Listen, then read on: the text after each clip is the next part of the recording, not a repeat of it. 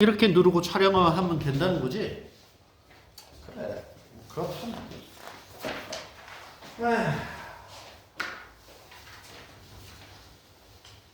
이 아래서 잡으면 뭔가 얼굴이 작아 보일 거라고 아래서 잡기로 한 건가? 비대칭인데.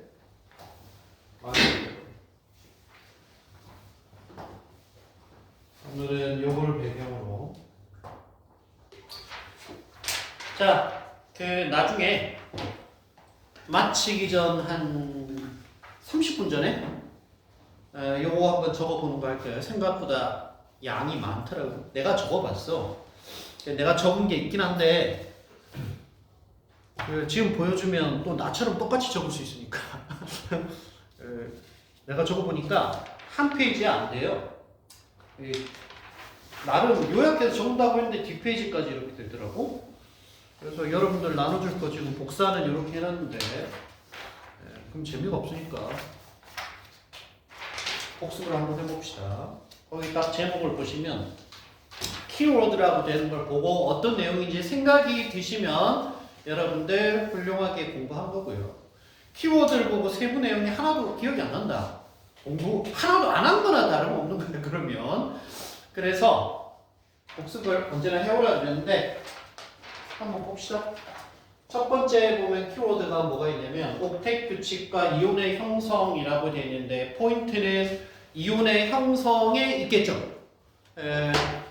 이온이라는 게 무엇이고 어떤 게 양이온이 되고 어떤 게 음이온이 되고 어떤 건 플러스 1가 이온이 되고 어떤 건 플러스 2가 이온이 되고 반대로 어떤 건 마이너스 1가가 되고 어떤 건 마이너스 2가가 되고 지금 얘가 1가 2가라고 하는 걸 우리가 가수라고 하는데 이온의 가수라는 게 의미하는 게 무엇이냐? 그 다음에 다원자 이온의 종류가 어떤 게 있고 어떻게 표현하느냐? 그것까지 알면 첫 번째 있는 건 다 한 거죠. 그래서 한번 해보게 되면 이런 얘기를 해볼 수 있습니다. 이 옥텟 규칙이라는 것이 무엇인가? 그래서 주기율표상에 대략 뭐 이런 식으로 주기율표가 생겨 먹었는데 옥텟 규칙이라 그러면 기본적으로 워너비가 있다. 귀족이 되고 싶다. 노블 게스와 같은 형태의 전자 배치를 가지려고 한다.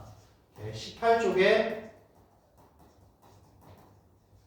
전자 배치를 가지려고 하는 경향성이다. 절대 법칙이 아니라 이거를 추구한다. 그런 말이죠. 그래서 어떤 꼴이 되냐 하면 이쪽에 있는 애들은 전자를 하나 잃어서 플러스 1가 양이온이 된다거나 이쪽에 있는 애들은 전자를 두 개 잃어서 노블 가스와 같은 전자 배치를 가지니까 이런 애들이 양이온이 잘 되는 애들이죠. 반대로 이쪽에 있는 애들은 어떻게 되느냐? 마이너스 1가 음이온이 되고 마이너스 2가 음이온이 되는 이런 애들이더라. 이렇게 해야 비활성 니치와 같은 18쪽의 전자 배치를 가지기 때문에 이런 것이다. 양이온, 음이온 이렇게 되는 거고 그 뒤에 딱 붙어있는 다원자 이온이라는 건 어떤 건가? 여러 개가 뭉쳐서 이온이 되는 걸 말하는데 단원자 이온에 대척점이 있다고 할까? 그런 개념이죠. 보완적인 개념이라고 할 수도 있고 대표적인 게 이런 겁니다. 이게 다원자 이온이다.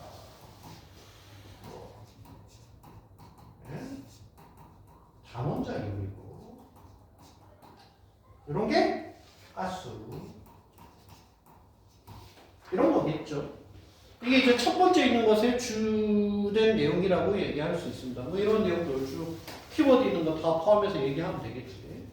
두 번째는 이거 중요하다고 그랬는데 왜 중요하냐면 시험 문제 나온다는 게 아니라 전반적인 뒤의 흐름을 이해할 때 화학을 좀 왜 이런 일이 벌어지는가를 내재적으로 이해할 때 필요한 가장 기본적인 개념 중에 하나가 그렇다고 그랬어요. 그래서 이게 뭐냐? 원자나 혹은 이온 반지름에 영향을 미치는 요인이 무엇이냐 하는 거였어요. 이온 반지름은 뭐에 따라 달라지느냐? 세 개. 지호! 얘기해보면 세 개? 전자 껍질수. 껍질수 하나씩 합시다. 껍질수. 예를 들어보면 어떤 게 껍질수로 설명할 수 있다? 리튬하고 나트륨. 그렇죠. 가장 대표적인 예죠. 이게 크죠? 이유는 껍질 하나 더 해서 한꺼풀 더 입었으니까 크기가 커진다 이런 말이고. 또 전자감 반발. 전자감 반발력. 자, 전자감 반발력 이렇게 얘기할 수 있습니다. 예를 들어본다면 플로리나이 일어나고 플로린. 오 좋죠. F하고 F 마이너스 음이온이 될 때 누가 크다? F 마이너스. 그쵸. 반발에 의해서 껍질이 커지니까 둥글게 얘기했었습니다. 주로 빠진 거 1번 뭐라고? 뭐죠? 모르겠어요. 딱 저거 두 개 생각하고 있었는데. 그래. 일단 모르고 1선? 그러니까 그 반지름에 영향을 미치는 요인 하는데 그 중에서 제일 보통 첫 번째로 얘기하는 게 이게 왼쪽. 그치 오른쪽으로 갈수록 작아져. 왜? 이리로 갈수록 작아져. 그 유효였죠. 정답 유효핵전하량 유효핵전하량 그게 1번이야. 유효핵전하량. 응? 핵전하가 크면 클수록 바깥쪽에 있는 전자를 강력하게 끌어당기기 때문에 크기가 작아지게 됩니다. 그래서 중요한 예를 들어보면 네. 예를 들어보면 어떤 거와 어떤 걸 비교해 볼 수 있다? 똑같은 거 아니에요? 그러니까 이렇게 예를 들어보라고 어떤 걸 비교해 보면 좋다고. 같은 주기. 수소랑 수소랑 헬륨도 되죠. 수소랑 헬륨 좋죠. 누가 크다? 헬륨이 작죠. 작지.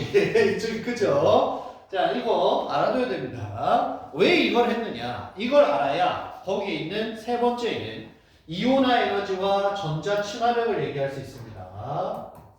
이온화 에너지, 그 다음에 전자 친화력, 일렉트로 어피너티 이거 이 두 가지에 대해 얘기할 수 있는데 기본적인 이온화 에너지라고 얘기하면 중성 원자로부터 전자 한 개를 이렇게 하고 있는데 이 전자 한 개를 알랄랄라 떼어내는데 뭐가 필요하다? 에너지가 필요하죠. 그래서 이때 필요한 이 에너지를 뭐라고 부르냐? 이온화 에너지라고 부릅니다. 반대로 전자 친화력, 전자 친화도라고 하는 것은 무엇을 말하느냐? 자, 떼내는데 에너지가 필요하다면 반대로 외부에 있는 전자가 안으로 들어갈 때는 에너지가 방출이 된다. 이 방출된 에너지를 우리가 전자 친화력이라고 부릅니다. 자, 그래서 이제 얘기를 해보면 이온화 에너지 어떻게 해야 떼내기가 어려운가?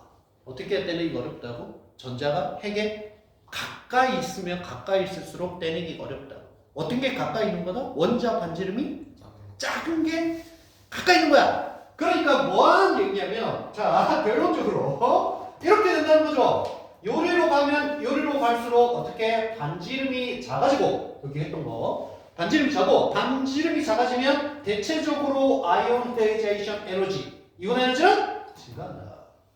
이온화 에너지의 피크에 있는 게 바로 여기에 헬륨 있는 게 여기 딱 피크에 있는 이런 꼴이 된다. 알겠죠? 자 이제 전자 친화력에 대해서 얘기를 하는데 이것도 마찬가지인데 어떤 게 전자를 결국 잘 받아들이냐인데 한 가지만 주의하면 되는데 잘 끌어당기면 전자 잘 받아들일 거 아니야. 인력이 강하니까. 자 근데 무슨 말이냐?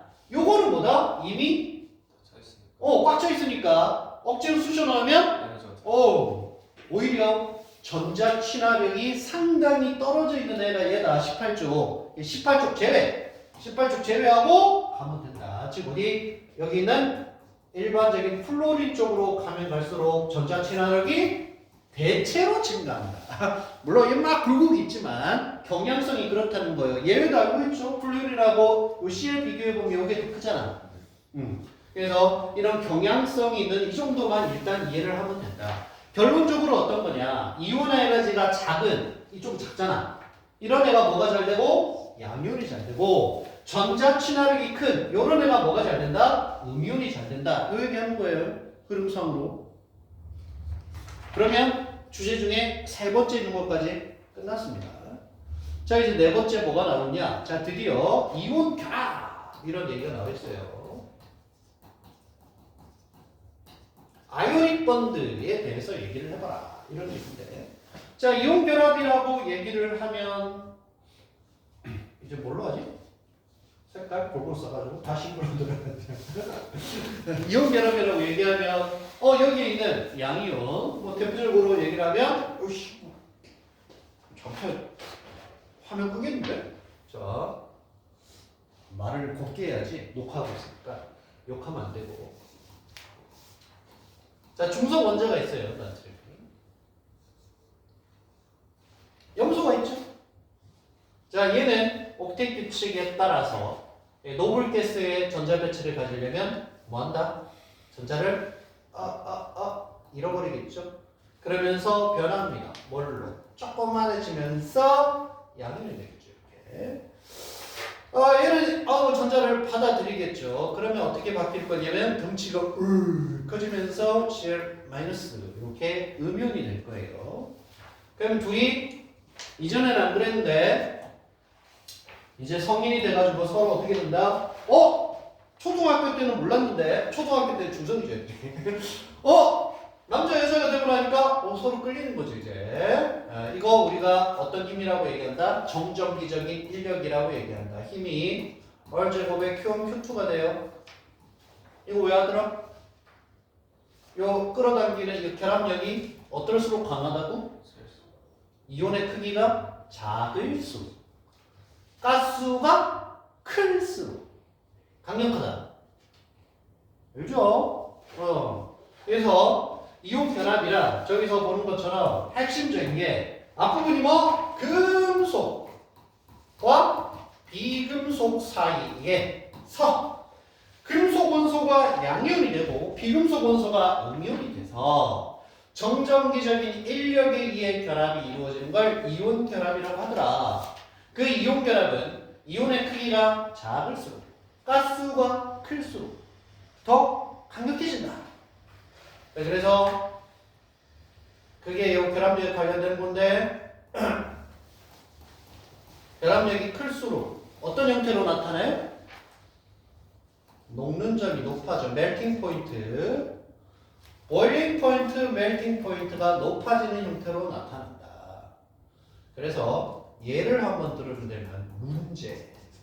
자, NaF, NaCl 있습니다. 와, 빨간 건 너무 강렬한데? 눈이 아프다, 야. 자, 둘 중에 녹는 점이 높은 애, 잘 안 녹는 애. 둘 중에 누굴 것이라고 생각한다, 주로? 더 안 녹는데요. 그치. 결합력이 강력해서 둘 중에 녹는 점이 더 높을 거라고 생각되는 친구는 NaF다, NaCl이다. 생각은? 그러니까 반지름이 큰 게 녹는 점이 더 낮은 거니까. 큰 게 녹는 점이 더 낮은 거니까. 그러니까 찾으라는 게 뭐예요? 녹는 점이 더 낮은 거예요?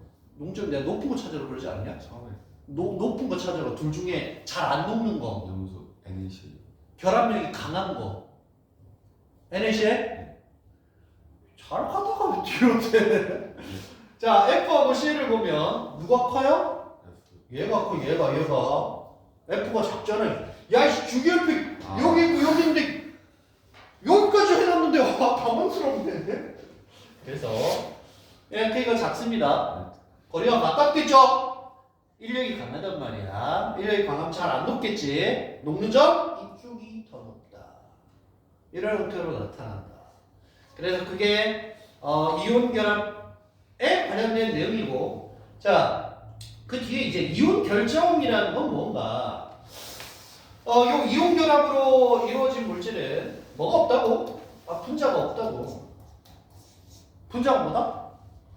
물질의 고유의 성질을 나타내는 최소 입자라고 그러는데, 이온 결정, 이온 결합이 이루어진 물질은 분자가 없이 무한 반복 연결 구조인 크리스탈 구조인 결정을 만든다. 결정. 그래서 뭐 Na 있으면 Cl 있고, Cl 있으면 Na 있고, Na 옆에 Cl 있고, 이렇게 무한히 반복돼가는 구조로 입체적으로 패킹되어 있는 구조를 우리가 결정이라고 얘기를 합니다. 그러면 이 이온 결정을 화학적으로 어떻게 표현할 것이냐? 분자가 없는데 분자식으로 표현이 안 된다. 이렇게 분자가 없어서 분자식으로 표현할 수 없는 애들을 표현할 때 우리나라 말로 실험식, 얘네들 조성식으로 표현한다. 물질을 구성하는 조성 비율을 최소 단위로 표현한 거야. 그러면 얘 같은 경우는 뭐다? NaCu죠. 이제 이런 거 있었어요. 그럼 만약 알루미늄이 3 플러스 이온이고 O는 2 마이너스 이온인데 얘네들이 결정이 되면 이 조성식을 어떻게 표현할 것이냐? 목소리 높이지 말고 조용히 해야죠. 어떻게 됩니까? 이렇게 되죠. 응? 이렇게 표현한다. 그게 뭐 조성식이나 이런 거 아니겠어? 그쵸? 지워야지. 지우개! 이렇게 목차만 보고 적을 줄 알아야 된다. 아니면 한 번씩 적어보면 좋은데 적는 게 귀찮으면 머릿속으로라도 좀 해봐. 제발. 그래서 예전에 공부하는 방법은 전통적인 방법이 최고예요. 전통적으로 어떻게 공부하라고 그러든 예술 열심히 하고 이제 레슨을 하고 레슨 내가 이제 열심히 떠들어 보고 설명을 해주죠. 보충 설명. 이해도를 높이기 위해서. 그러고 난 다음에 정리, 요약. 그게 복습이야. 복습이 훨씬 중요해, 예습보다.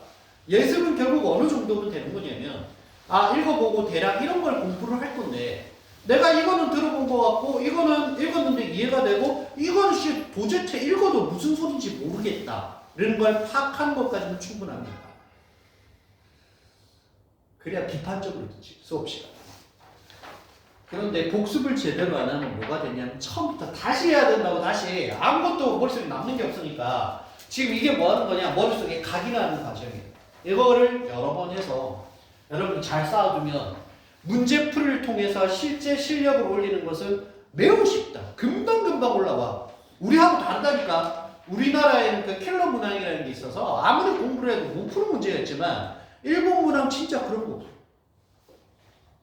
그냥 차근차근히 지식을 잘 쌓아가면 다 풀리게 되어 있어. 나중에 해봐. 문제 보면 다 풀리게 되어 있어. 수준 높은 것도 그 유형이 정해져 있어서 그거 몇 번 공부하면 쉬운데 우리나라 같이 그런 쓰레기 문제는 없습니다. 천천히 이런 걸 열심히 해라. 자 이제 뭐 해야 돼요? 하나, 둘, 셋, 넷, 5번째 해야 되나?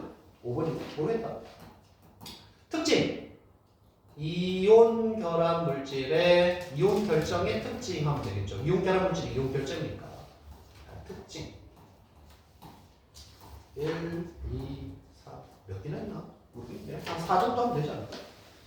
뭐 있습니까? 이온 결정의 특징 듀얼이 생각나는 대로. 그리고 그는 아무런 말도 없었지요. 준호야, 고기 든 사람이 니밖에 없다. 예전에 그런 거 있잖아. 누가 뭐 하면 고개를 다스리죠. 지원할 사람은 고개 다스리고 눈나 안 마주치려고 나랑 눈 마주친 사람이 준호밖에 없기 때문에. 준호, 이온 결합은 이온 결정의 특징 잘 깨져요. 잘 깨져요. 자, 두 번째로 넣습니다. 잘 깨진다. 이거 기억나는지 모르겠는데 원래 이온 결정이 뭐 이런 식으로 이루어져 있는데 외력이 빵 강해져서 이걸 밀어버리면 어떻게 되니까? 이런 식이 되니까 요거들이 반발해가지고 빠빠빵 박살이 난다 이런 얘기했습니다. 보충 또 뭐 있어? 이온 결정의 특징. 전기 전도성. 오, 전기 전도성이 있어. 여기서 봅시다. 전기 전도성. 구체적으로 보충. 이게 무슨 말이야? 전기 전도성이라는 게. 그 원래 상태로는 전기가 안 통하는데 물에 녹거나 그러면 전기가 통하게 돼요. 물에 녹거나 그러거나는 물에 녹거나는 알겠는데 그러거나는 뭐야? 그냥 물에 녹거나로 합시다. 어? 물에 녹거나로 딱 정리하겠습니다. 그러거나를 물에 녹는 경우? 네. 그럼 부족한데? 자, 전류가 흐르기 위한 조건이 두 가지가 있다고 그랬는데 기억나는지 모르겠는데 그 두 가지 조건을 만족시켜야 전류가 흐를 수 있다. 전기가 흐르려면 두 가지. 첫 번째, 자유로워야 돼요 전자가. 그럼 두 번째. 첫 번째가 전하를 띤 입자가 있어야 한다. 그게 일렉트론이 됐거나 전자가 됐거나 혹은 지금 얘기하는 이온이 됐거나 그게 첫 번째 조건 존재한다고 되는 게 아니고 두 번째 그 입자가 자유로워야 한다. 생각해보면 전자라는 건 이 모든 물질에 다 있어요. 근데 그 전자가 자유로워져야 그 물질이 전기 전도성을 가질 수 있는데 우리가 그래서 무슨 말을 쓰니? 자유전자라는 말을 쓰잖아. free electron이라는 말을 쓰잖아. 그 자유전자라는 게 있어야 그 물질이 전기 전도성을 가지는데 그런 자유전자를 일반적으로 상온에서도 가지는 그런 물질이 도체라고 불리는 애들이에요. 금속 같은 경우가 대표적인 경우고 상온에서 자유전자를 안 가지는 애들이 부도체라고 불리는 애들이에요. 이온도 마찬가지인데 이온 결정은 기본적으로 이온이 형성되어 있단 말이에요. 이미 전하를 가진 입자가 존재한단 말이에요. 그러나 그게 운동성을 가지느냐 아니냐가 상태를 나타내는 건데 정리하면 전기 전도성이 고체일 때는 없다. 어떻게 되면 액체가 됩니다. 혹은 수용액 상태가 되면 가지게 된다는 거죠. 그래서 이렇게 되면 이온이 자유롭게 움직일 수가 있으니까 이런 꼴이 되어집니다. 아니야? 특징? 또 보충할 사람 민서. 이온점, 비점 그쵸. 이게 첫 번째로 보통 얘기 제일 많이 하죠. 이온 결정은 이온 결합으로 이루어져 있는데 이온 결합이 엄청나게 강한 그 본드 중에 하나예요. 그래서 결합이 잘 깨지지 않기 때문에 결합이 깨지지 않으면 아까 앞에 본 것처럼 녹지 않는다. 보통 900도, 1000도까지 올려야 기본적으로 NaCl처럼 결합이 그렇게 강하지 않다고 하는 것도 그 정도까지 올려야 녹는다. 그래서 멜팅 포인트, 보일링 포인트가 냅다 높다. 왜냐하면 결합력이 강하기 때문이다. 결합력이 왜 강하다. 이렇게 얘기를 해보면 되겠죠. 끝! 뭐, 그럼 또 있다는 거야. 뭔데? 수용성. 오, 좋죠. 물에 대체로 잘 녹는다. 왜냐? 정기적으로 플러스 마이너스로 나눠져 있으니까. 그걸 굳이 얘기하면 극성을 가진다. 뭐 아무튼 이건 분자에서 보통 많이 쓴 얘기인데 플러스 마이너스가 나눠져 있다는 그런 의미로 받아들여요. 그런 거고 물에 대체로 잘 녹는데 예외적으로 잘 안 녹는 애 예외적으로 잘 안 녹는 애를 우리가 뭐라고 하냐면 침전이라고 해요. 침전, 앙금. 녹긴 하는데 매우 작게 녹아. 그래서 대표적으로 어떤 애가 있었냐면 요런 애 있었고 요런 애 있다고 했죠. 이런 것들을 침전 반응을 통해서 어떤 요런 Cl 이온이 있는지 염화 이온이 있는지 알아낸다거나 이산화탄소를 검출할 때 쓴다거나 그런 거 할 때 이런 거 쓴다라는 거 했어요. 그럼 이온 결합의 특징 다 한 것 같다. 아마도 그런 것 같아. 그럼 다 한 것 같고 그 다음에가 드디어 공유 결합으로 오죠. 공유 결합.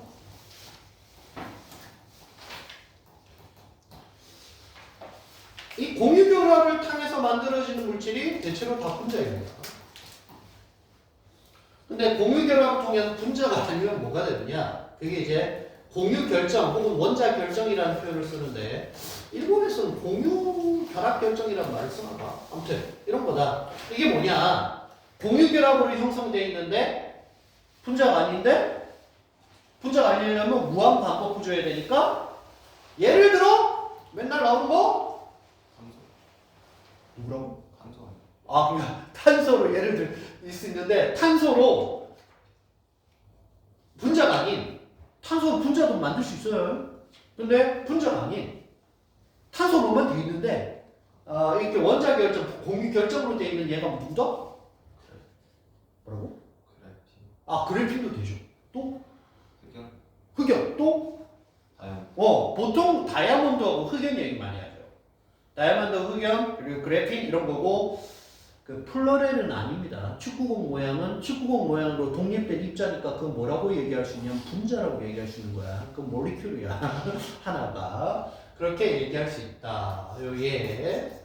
그래서 이거를 이제 얘기를 해야 되는데 공유결합과 분자가 어떻게 형성되느냐. 그래서 이런 거 얘기할 수 있죠. 어떤 거 얘기하면 좋나? 질소 얘기를 하면 이렇게 원자과 전자를 딱 이렇게 표시해서 또 다른 질소 이렇게 표시하면 이렇게 공유하게 되었을 때 요 질소 입장에서도 뭐가 형성이 되고 옥텟이 형성이 되고 안정적이 된다는 얘기죠. A 입장에서도 옥텟이 형성이 되면서 이렇게 전자를 공유해서 서로 옥텟을 형성하면서 안정적으로 존재할 때 이때 이 공유 전자쌍은 뭐라고 부르냐? 이걸 공유 혈압이라고 부릅니다. 이런 걸. 그래서 공유 혈압과 이때 N2 이렇게 이때 형성된 이렇게 F2 이걸 뭐라고 부른다? 이걸 분자라고 부른다. 질소가 질소의 성질을 나타내기 위한 최소 단위 N2 이걸 이제 우리가 분자라고 부른다. 그게 거기겠네. 공유혈과 분자의 형성. 그럼 루이스 전자점식으로 표현해봐라. 했네? 이게 루이스 전자점식. 그럼 여기 보충적으로 내용을 적는다면 어떤 거 얘기할 수 있다? 이거 공유 전자쌍. 이거 뭐라고 부른다? 비공유 전자쌍. 이렇게 얘기를 하더라. 됐고, 지난번에 공부했던 것 중에 딱 중요한 건 이거 여러분들 일본 시험 문제로 잘 나온 것 같진 않은데 이게 이제 극성, 무극성 분자를 따질 때 기초 이론이니까 알아둘 필요 있다 그래서 마지막 7번 되나? 7번 전자쌍 반발 이론 얘기를 좀 합시다. 7번 전자쌍 반발 이론. 지난 시간에 아주 길게 얘기를 했는데 지금 길게 얘기할 게 없어요. 이런 거 있다 그랬어. 스테릭 넘버라 그래서 입체수라고 얘기를 하는 부분인데 일반적으로는 뭐라고 생각하면 된다? 중심 원자 주변에 전자쌍이 몇 개인가? 라고 표현할 수 있다는 거죠. 그래서 스테릭 넘버가 2냐, 3이냐, 4냐, 5냐, 6이냐 이거는 대학교 가서 하시고 그 장쌤하고 좀 더 차기원 뭐 이런 거 얘기하면 요 5, 6대는 뭐 할 거예요. 우리 책임 나오는 것 같은데 그때 잠시 봅시다. 일반적으로는 여기까지만 하면 이해하는데 아무런 지장이 없어요. 일반적으로는 2, 3, 4 그럴 때 기본형을 생각할 수 있다. 어떤 형태를 가지느냐? 2면 직선형 중심원자 주변에 전자쌍이 최대한 반발하면 3이면 평면 삼각형 4면 이렇게 뻗어나가는 3면체 형태를 가지게 된다. 이게 기본 형태이다. 그래서 기본형의 예를 한번 들어보면 대표적으로 CO2 직선형이죠. 요거 같은 경우가 B F3 3플로리나 금속 요거 같은 경우가 CH4 메테인, 메탄 이렇게 생긴 거죠. 여기까지가 기본이에요. 이제 그 추가적으로 얘기를 한다면 어떤 걸 할 수 있느냐? 비공유 전자쌍이 있을 때 어떻게 되어지느냐? 라는 거. 비공유 전자쌍이 있을 때 모양이 어떻게 되느냐? 다 놓고 이렇게 결정한 다음에 비공유 전자쌍은 최종적으로 모양이 넣지 않는다. 그러니까 요거 같은 경우도 여기 비공유가 있다 그러면 이건 안 넣는다. 그럼 뭐가 된다? 공유. 요 같은 경우에 여기 비공유가 되면 정삼면체라고 하죠. 삼면체 형태라고 그러지 않고 삼각뿔 형태라고 이렇게 부른다. 그런 거. 여기서 두 쌍이 비공유라 그러면 흡인형이 된다. 이런 거까지 했어요. 여기까지 알아두면 지난번에 공부했던 내용 전체 복습이 끝나고 나중에 이런 식으로 시간 되는 데까지 한번 쫙 적어보세요. 베이결합까지도 하지 않았어요. 베이결합 일부러 안 넣었어. 오늘 그 차기원 얘기하고 그래야 되니까. 여기까지 됐죠? 해보시고 얼마나 떠들어야 됐지? 복습을 보자. 4시간 복습 한 25분 했구나. 내가 이렇게 떠들어대면서 하니까 25분 걸리지 여러분들이 나중에 점점점 복습하는 시간이 빨라질 수 있어요. 머릿속에서만 하면. 내가 학교 다닐 때는 어떻게 했냐면 처음에는 이렇게 적다가 예, 적어보는 게 재밌으니까 적다가 나중에는 이지도 안 하고 요것만 했어요. 요것만. 이 제목만 이렇게 적었다. 제목만 적고 머릿속으로 생각해 본 거야. 제목 보고 이제 생각해 보는 거지. 옥텟 규칙과 이온의 형성이라고 그러면 뭐가 있지? 아까 하던 거. 적던 걸 머릿속에 빨리 가는 거야. 쫙 이런 거 있었지. 혹시 다른 게 있나? 그때 책을 보는 거. 그때 혹시 내가 머릿속에 정리했는데 빠진 게 있나? 그때 책을 보. 아 이거 빠졌네. 아 이거까지. 그렇게. 그다음에 두 번째도 제목 보고 이거 모르겠는데? 그럼 빨리 찾아보겠지. 그래서 레퍼런스가 필요한 거예요. 그래가지고 한 번 집어넣고 나면 그 책이 나중에 필요가 없게 되죠. 거의 필요가 없게 돼요. 레퍼런스 책은 혹시나 내가 빠진 내용들이 있는지를 찾아보기 위해서 있는 것들인데 그걸 자주 찾아보면 자주 찾아볼수록 본인이 기초가 없다는 얘기가 됩니다. 저 책을 찾아볼 일이 거의 없어야 돼. 거의 없어야 돼. 그렇게 공부를 하시면 충분히 일본 문제 어렵지도 않은데 다 만점 받을 수 있고요. 그래서 예를 들어 방금 한 거 나눠드리면 난 이렇게 적어봤다. 지금 뭐예요? 어차피 나중에 큰 일은 못할 건데. 항상 맡긴다고. 아유, 뺏기는 게 아니고 한번 보여주는 거지. 이런 식으로 할 수 있다. 자, 한번 쫙 읽어보세요. 읽어보는 시간 동안 난 칠판 정리 좀 할 거니까. 수업 준비를 내가 좀 해야 되니까. 여러분들이 읽는 동안.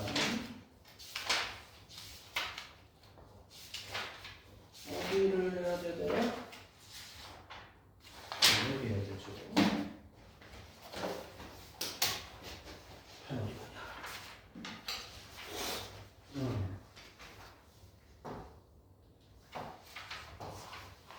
이렇게. 그죠?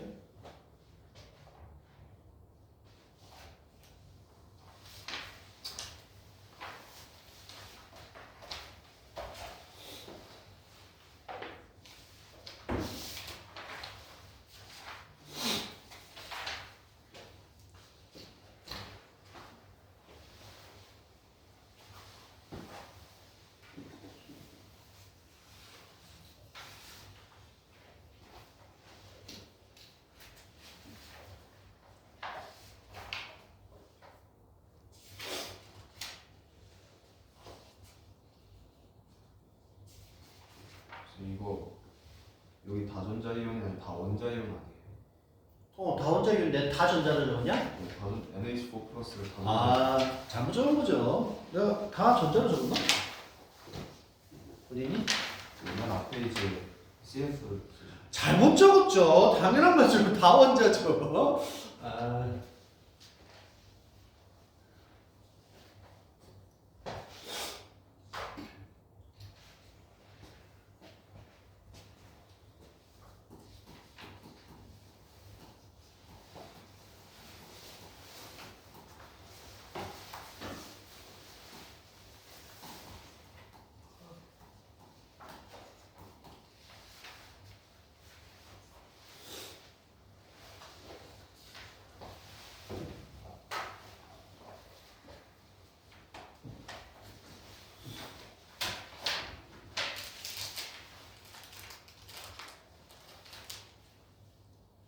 다 해보셨죠? 자, 지난 시간에 배위결합하고 마쳤습니다. 배위결합이 뭐라고 그랬냐면, 이거 뭐라고?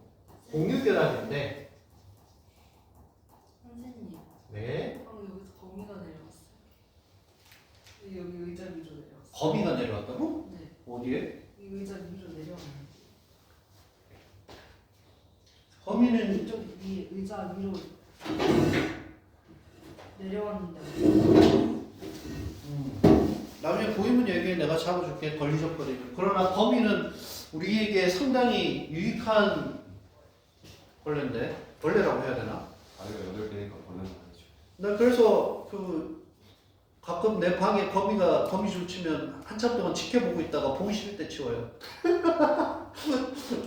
모기도 잡아먹고 그렇습니다.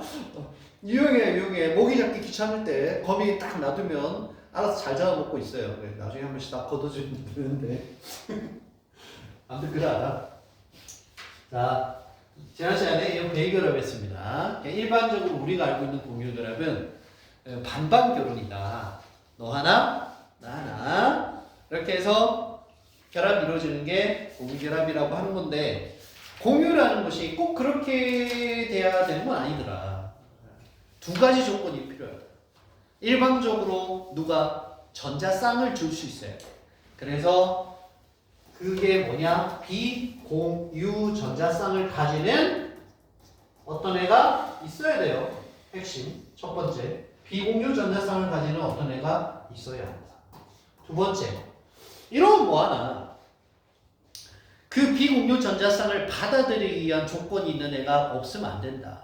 한 명이 무조건 부자라고 해서 결혼이 되는 게 아니고 그거를 받아들일 수 있는 애가 있어야 된다.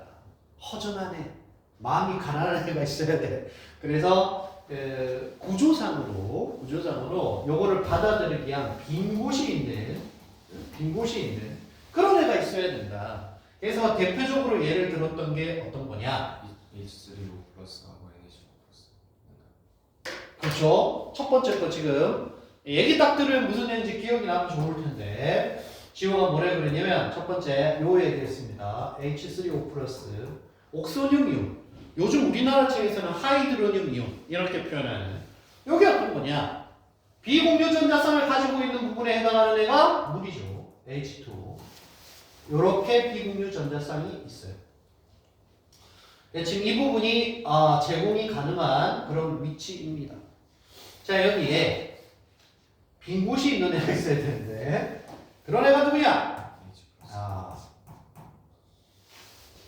지가 갖고 있는 전자마저 강탈당해서 마음이 허전한 가난한 친구죠. 그럼 여기 이렇게 우리 잘 살아볼까? 그러면 결합이 이루어지면서 뭐가 되냐면 여기 있고 이런 식으로 전체적으로 플러스 연결되고 있는 옥소늄 이온, 하이드로늄 이온의 형태가 되어집니다. 이게 배기결합이고요. 한번 배기결합하고 나면 이 셋 중에 어떤 게 배기결합인지 알아낼 수 있는 방법은 없다. 그런 의미에서 준우야, 이 이온의 모양은?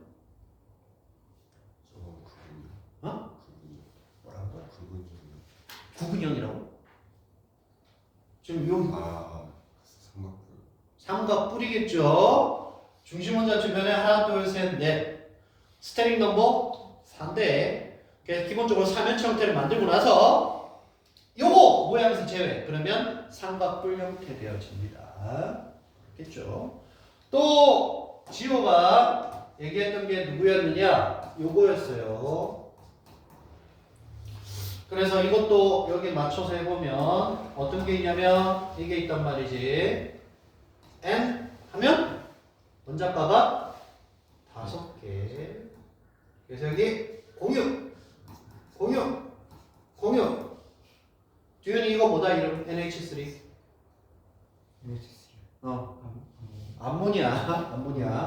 암모니아 이렇게 비공유전에서 딱 있단 말이야.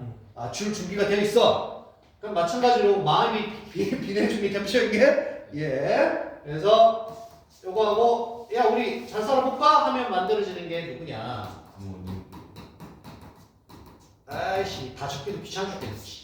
그래서 전체적으로 플러스 증기되고 있는 암모늄 이온이 되어진다.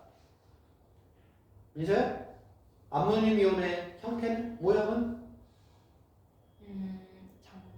정사면체 되겠죠. 이제 구체적으로 얘기 안 알겠죠? 여기까지 그래서 배기결합 하는 것까지 했습니다. 그게 어디냐?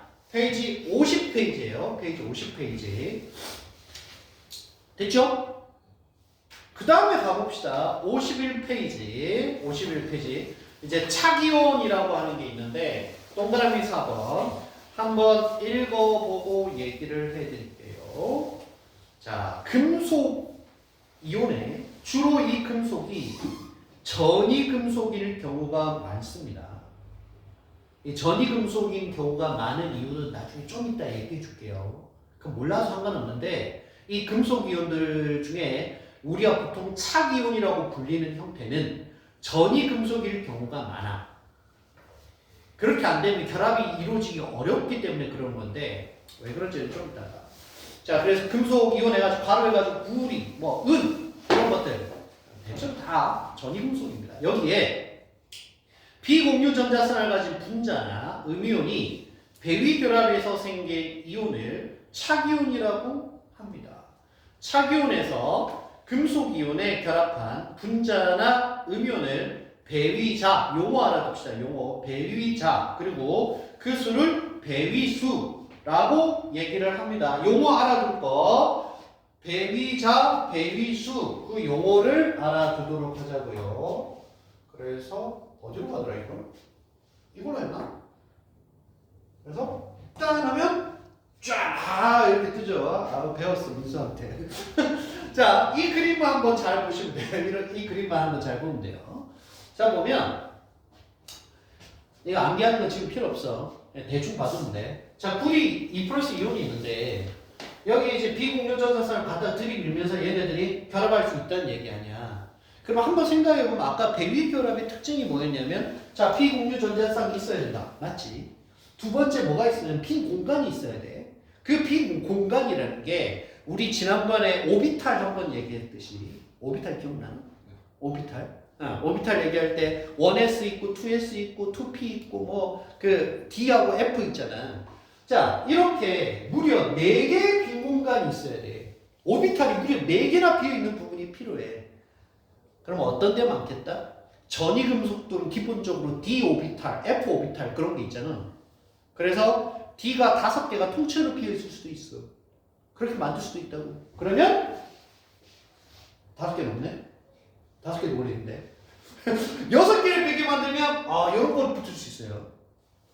4개 비게 만들면 요게 되거나 요게 되거나 이런 식이 이렇게 되는 것이야. 그래서 전형 원소 같은 경우는 그런 그 D나 F 오비탈을 비게 만들기가 좀 어려운 경우가 많아요. 그래서 전형 금속, 그 알칼리 금속이나 알칼리 토금속 같은 경우는 이런 착이온을 보통 잘 만들지 않는다고.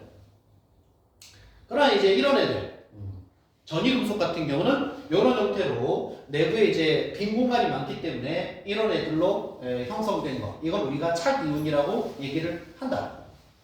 까지 알아두시면 되겠어요. 오케이? 간단하게 한번 정리해 주실 수 있어요? 이게 머릿속에 잘 안 들어가죠. 머릿속에 잘 안 들어온다. 그러니까 그 착이온은 착이라는 게 부착한단 말이잖아. 그러니까 배위자라고 불리는 비공유 전자쌍을 가지는 어떤 이온이나 분자가 있는데, 다시 배위자라고 불리는 비공유 전자쌍을 가지는 이온이나 분자가 있는데, 그게 어떤 중심 원자 같은 거에 이렇게 달라붙어 가지고 형성된 이온을 착이온이라고 그래. 일단 정의는 그렇게 돼. 그런데 그러면 이 내부에 있는 애의 조건이 뭐냐? 배위결합이 형성돼야 되니까 배위결합의 형성은 비공유 전자쌍만 있어서 되는 게 아니라 이걸 받아들일, 구체적으로 얘기하면 오비탈의 빈 공간이 있어야 된다.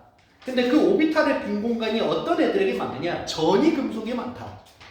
전용원소 말고 전이금속에 많다. 그래서 대체로 뭐 구리나 철 같은 거 전부 전이금속이잖아. 그런 애들에게 그 빈 공간의 오비탈의 수만큼 배위자들이 붙어가지고 형성된 이온을 착이온이라고 부른다라고까지 알아두면 되는 거예요. 아시겠죠? 네. 그래서 이거 지금 암기할 필요 없습니다. 착이온의 원리만 일단 알아두면 돼. 원리만. 구리에는 빈 공간이 4개 있다는 거예요. 그러니까 오비탈상으로는 4개까지 이렇게 빈 공간이 있으니까 이게 끼어 들어갈 수 있는 곳이 있는 거야. 네, NH3에서 네,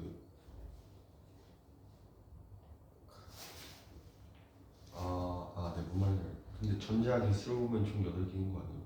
그러니까 예를 들어 보면 자 이제 하나를 보는 게 나을 것 같은데, 여러분 어디를 좀 보시냐면 뒤에 이 내용이 나오더라고. 거기 한번 보도록 합시다. 54페이지 한번 볼래요? 54페이지 이거는 발전 부분이라 알아두고만 몰라도 그만인데 그냥 알아두면 이해도를 좀 높일 수 있어서 요 얘기를 좀 한번 해보도록 합시다. 왜 3연체 형태가 되는가에 대한 얘기예요. 지금 요거는 어떻게 해야 쓸 수가 있는 거지? 이걸로 한번 쓸 수 있지. 무지개색? 이게 무지개색이야? 민서야? 색 정하는 거. 색 정하는 거지. 이건 아니지. 그냥 눈에 잘 보이는 노란 걸로 합시다. 자, 탄소를 한번 오비탈 배치를 한번 시켜볼게요, 여러분. 1s 보입니까? 네. 2s, 2p까지만 이렇게 해서 표현을 해봅시다. 자, 탄소는 원자번호 몇 번? 6번. 전자 몇 개? 네, 6개. 6개 배치를 시켜볼게. 자, 그러면 오비탈 하나당 전자는 2개씩. P는 이렇게 적지만 실제로는 XYG로 몇 개? 3개. D는 5개. F는 7개의 방이 있는 거야. 자, 그래서 전자를 배치를 시켜보면 어떤 형태가 되느냐?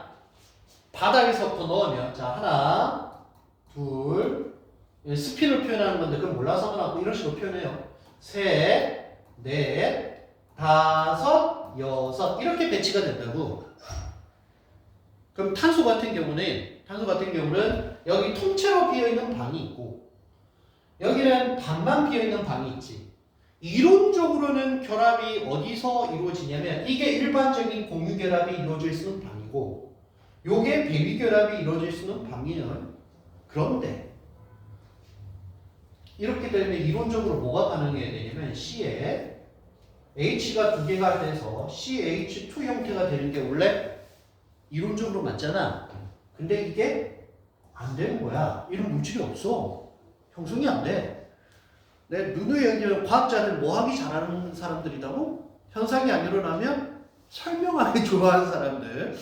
그래서 이거를 실제로 이걸 안 만들고 이렇게 CH4를 만드는데 이거 어떻게 설명할 수 있지? 하고 하다 보니 이런 설명을 합니다. 이게 위에 나온 내용이 그 내용이에요. 어떻게 설명하냐면, 자, 탄소 같은 경우에 이 탄소뿐만 아니라 다른 애도 마찬가지인데, 여기 있는 전자 하나가 에너지를 받아서 위로 튀어 올라가서 1위로 온다. 일단 1위로 온다. 그럼 빈 공간이 몇 개? 하나, 둘, 셋, 4개가 만들어져. 그리고 S하고 P가 융합을 해서, 전자 구름 공간이 융합을 해서 뭐 혼성된다고 표현하는데, 그래서 sp3 혼성 오비탈을 만들면 그 혼성 오비탈의 모양이 이렇게 생긴 거야. 3연체 형태로.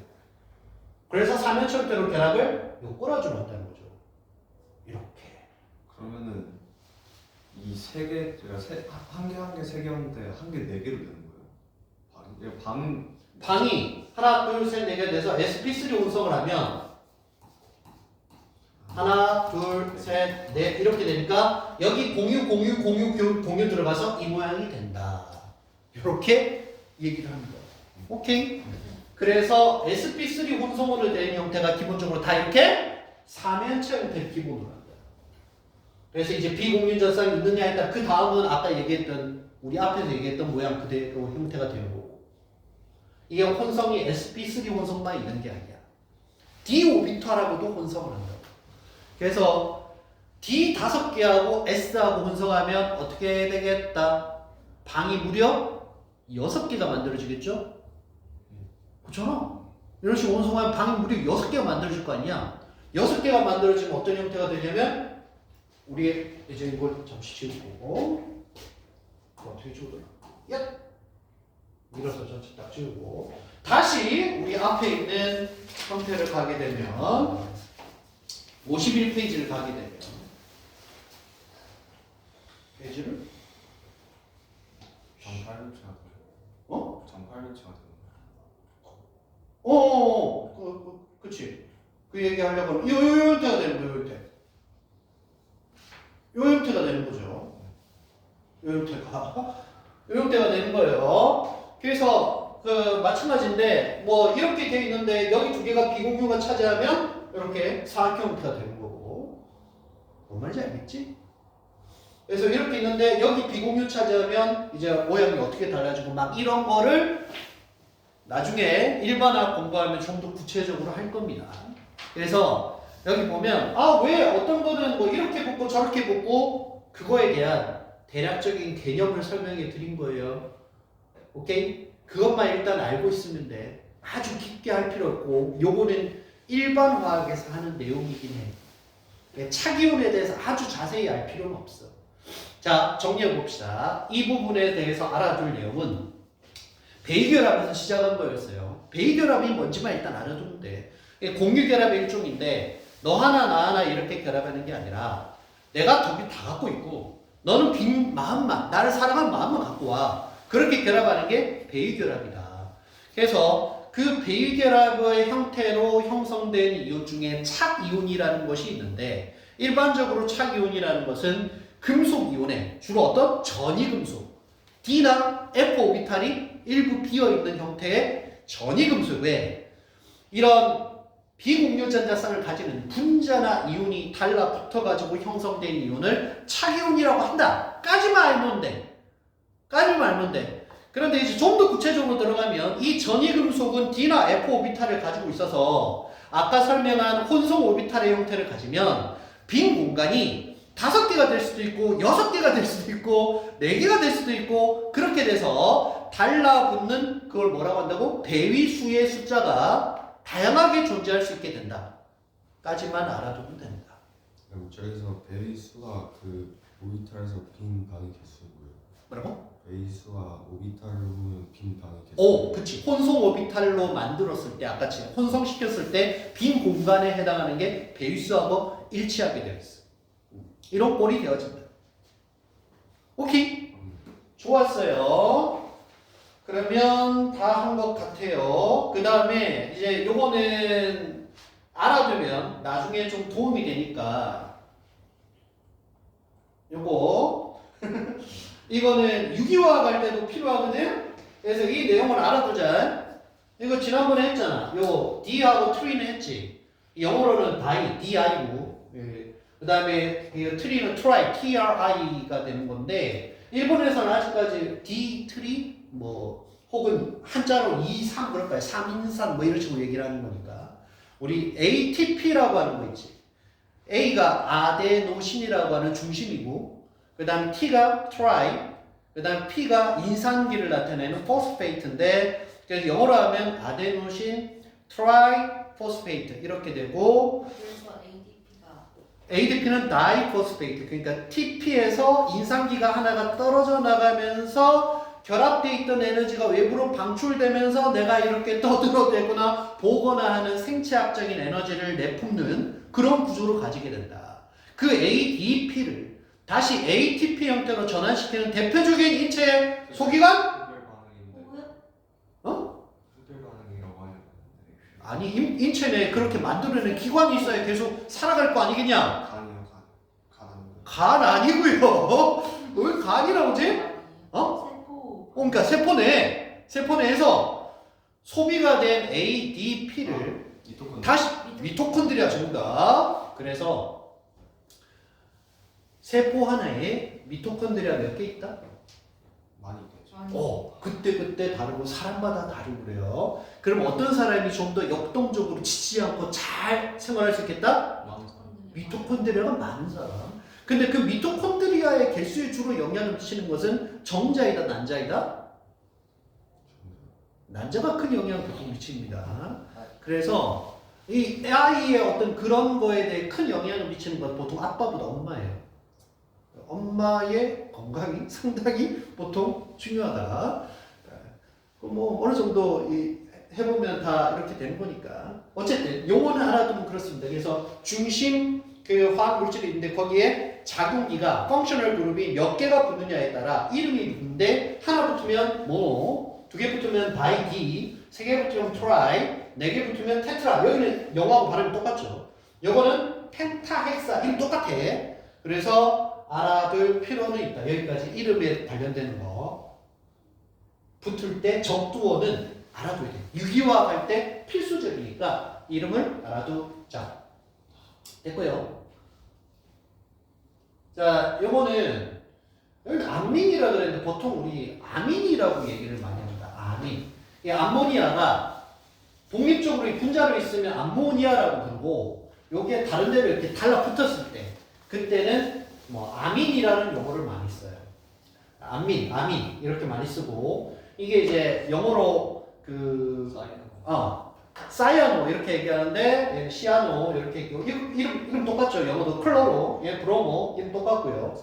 이거는 그 하이드록시 하거나 여기는 뭐 하이드록소 뒤에 뭐 분리에 따라서 이렇게 얘기를 했고 물이 이게 차기온의 배유자로 달라질 때는 아쿠아 이런 이름을 쓴다.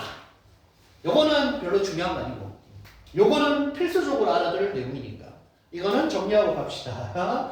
요거는 나중에 이제 요약 정리하고 하는 거 안 적어도 돼요. 기초 상식이니까. 자 여기까지 차기온 했습니다.